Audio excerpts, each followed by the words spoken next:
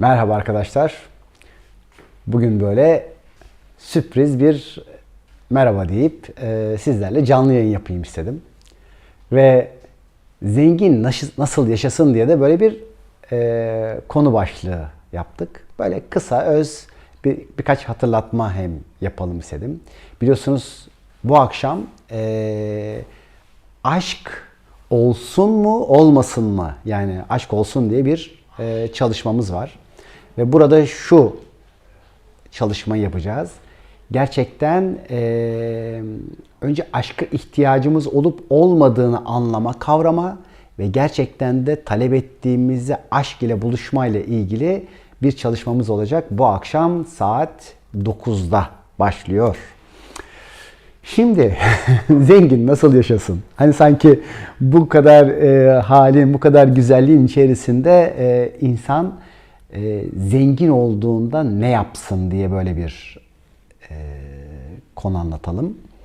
Şimdi öncelikle hani zenginlik deyince çoğunluğunuz para zenginliği olarak düşünüyor. Bunu da anlatacağız. Önce bunu anlatalım, ondan sonra diğer zenginlik kaynaklarını anlatalım. Çünkü her birinizin zengin olduğu yerler ve alanlar var. Yani kendini en fakir zannedenlerin birçoğu zaman zengini mesela. Ya da işte belki sevgi zengini, belki akraba zengini, arkadaş zengini, dostluk zengini, huzur zengini, sağlık zengini, bir sürü zenginlikleriniz olabilir. Ama madem ki çoğunluğumuz zenginliği para ve mülk zenginliği olarak görüyor, biz de öyleyse bu alanda birkaç hatırlatma yapalım. Şimdi arkadaşlar, size diyelim ki bir güç emanet edildi. Sizin bir konuda gücünüz, bir konuda zenginliğiniz var. Siz bu zenginliği kafanıza göre kullanamıyorsunuz. Çalışmamız 19'daymış bu arada. Ben de sağ olsunlar. Bir 9'u vardı ama. Yani ister para olsun, ister mevki gücü olsun, ister bilgi olsun, hangi alanda zenginliğiniz varsa o sizin aynı zamanda bir sorumluluğunuzdur. Kafanıza göre o zenginliği saçıp savurma hakkınız bulunmamaktadır. Yani emanet aldığınız merci neresiyse oraya karşı bu sorumluluğu yerine getirmek durumundasınız ve hakkını vermek durumundasınız. Şimdi birkaç tane de örnek hatırlatmak istiyorum. Mesela gerek birçok evliyanın, işte diyelim ki peygamberlerin zenginlikle ilgili söylediği bazı cümleler vardır. Bunların bazıları doğru, bazıları biraz az anlaşılmış olabilir. Şimdi zenginlik kötü bir şey değil. Zenginliği bir kişi eğer benim zannederek sahiplendiyse bu birazcık tehlike arz ediyor sadece. Yoksa tabii ki maddi ve manevi zenginleşelim ve her alanda da kendi gücümüzü, bize verilen emanetleri alalım ve kabul edelim. Ama şimdi diğer taraftan da diyelim ki Hz. Muhammed bir sofraya davet ediliyor. O diyor burası bir firavun sofrası olmuş. Aşırıya gidilmiş. Yani aşırı bir zenginlik zannedilen şeyin bu kadar aşırı saçılması ve savrulmasına o masadan kalkıyor. Hz. İsa zenginin cennete girebilmesi bir devenin iğne deliğinden geçebilmesinden daha zor diyor. Yine bir sürü hani evliya hikayelerinde zenginlikle ilgili birazcık kulak çekiliyor. Peki o zaman nedir? Neden dolayı zengin olunca bir cennete girebilmek, manevi hale girebilmek zorlaşıyor? Birçok zenginliği çok artmış kişilerin manevi hale, duruma kibirle baktığına evet şahitlik etmişizdir. Ama bu illa her zenginliği olan böyle yapacak demek değildir. Çünkü her birinizin zaten zengin alanları vardır. Para zenginliğinde olanlar ya da bilgi zenginliğinde olanlar ya da makam zenginliğinde olanlar da aynı durumu çoğunlukla yaşamaktadırlar. Yani manevi hale tepeden, yukarıdan bakma haline. Oysa ki bu dünyadaki sahip olduğumuzu zannettiğimiz her şey bize emanet edilen şeydir. Burasının altını çizdik. Şimdi bu dünyadan giderken arkadaşlar hiçbiriniz biliyorsunuz ki hani kefenin cebine bir şey koyamıyorsunuz. Bu konuda hatta çok güzel de rahmetli Vehbi Koç'un oğluna bir bilgisi, bir aktarımı vardır. Çoğunuz okumuşsunuzdur, biliyorsunuzdur. Yani çoraplarınla bile gidemiyorsun oraya. Kefenin de cebine hiçbir şey koyup da gidemiyorsun. Şimdi öyleyse bu dünyadan giderken zengin gitmek doğru değil. Yani bu dünyada yapacaklarımız aslında bu zenginliği bir şekilde paylaştırarak gidebilmek. Zenginliklerimizi burada çeşitli alanlara, çeşitli ihtiyaç sahiplerine aktararak gidebilmek.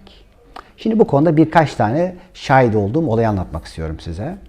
İşte çok zengin bir tanıdığımın hani böyle ağır hastalığında ölümünü akrabaları beklerken ben de şahitliğini yapıyorum. Kişi şunu söylüyor.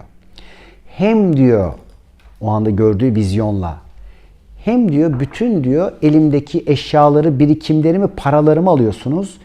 Hem de diyor buna direniyorum diye beni dövüyorsunuz diyor.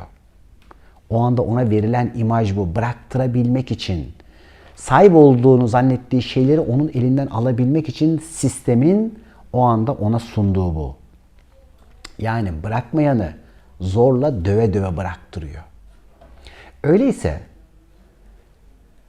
bazılarınız şunu diyecek. Tamam da ben çocuklarıma miras bırakmak için bu kadar çok çalışıyorum. Çok zenginlik biriktiriyorum. Oysa ki çocuğunuz akıllıysa parayı ne yapsın? Çocuğunuz akılsızsa parayı ne yapsın? Değil mi? Onun için çocuklarınıza vereceğiniz en güzel miras kendi hayatınızı doğru ve güzel yaşayarak, kendinizi mutlu ederek onlara mutlu olabilecekleri bir bilgelik bırakmaktır.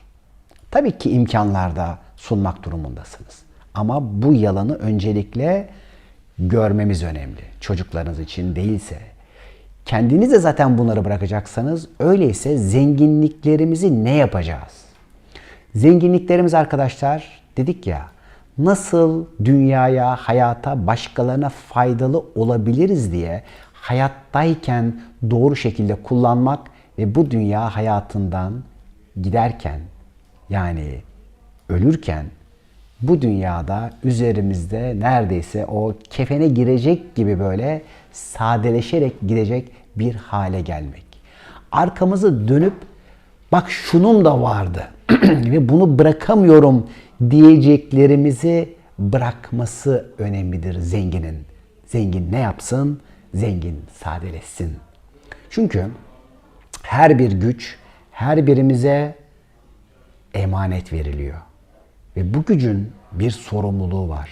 Her zenginliğin bir sorumluluğu var ve o sorumluluğu doğru şekilde alıp kullanmamanın da bir vebali var. Şunu yapamazsınız. Ya para benim değil mi? İstediğim gibi saçarım diyemezsin. Kulluk benim değil mi? Kendi kul hakkımı istediğim gibi saçarım diyemezsin. Sana emanet edilenlere saygı duymak ve onu hayat içerisinde gerçekten hak edenlerle paylaşmak durumundasın. Bu nasıl ki parasal zenginlikte böyleyse, bilgi zenginliğinde, hal zenginliğinde de böyledir. Bilgini her önüne gelene saçamazsın.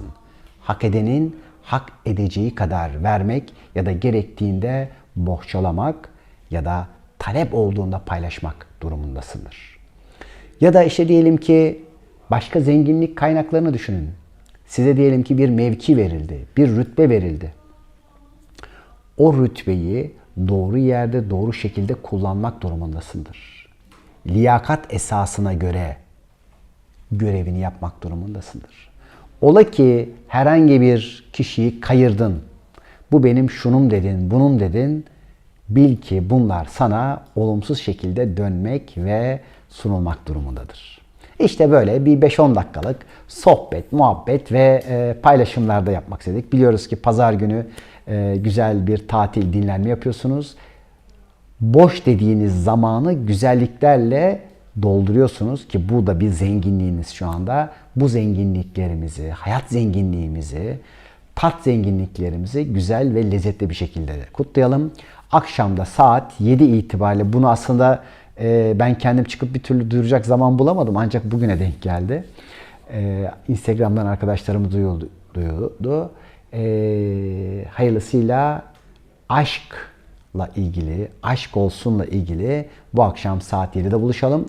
Ondan sonraki haftada talep etmenin mekanizmasında buluşacağız. Bir de bir iki canlı yayınlarımız olacak zannediyorum bazı TV'lerde hafta içi. Onların da duyurularını yaparız. Şimdilik sevgilerimle hoşça kalın diyorum. Bu kısa sohbet için hepimize teşekkür ederiz. Görüşmek üzere.